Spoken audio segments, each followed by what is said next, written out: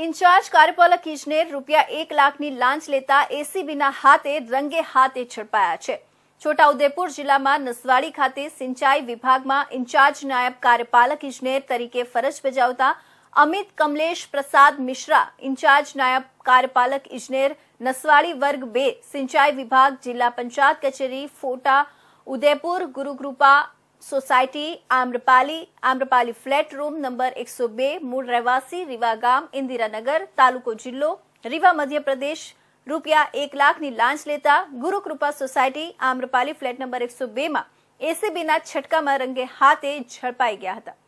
અત્રે ઉલ્લેખનીય છે કે આકસ્મિક ઘણા દિવસો પછી છોટાઉદેપુર જિલ્લામાં એસીબી ટ્રેપનું આ સફળ ઓપરેશન પાર પાડતા કર્મચારી વર્ગમાં ખળબળાટ મચી ગયો હતો અને જિલ્લા પંચાયત જેવી મોટી કચેરીના તાબામાં કામ કરતા અધિકારીને એસીબીએ રંગે હાથે ઝડપી પાડતા સમગ્ર છોટાઉદેપુર નગર સહિત જિલ્લામાં ભારે ચર્ચાસ્પદ મુદ્દો બન્યો હતો।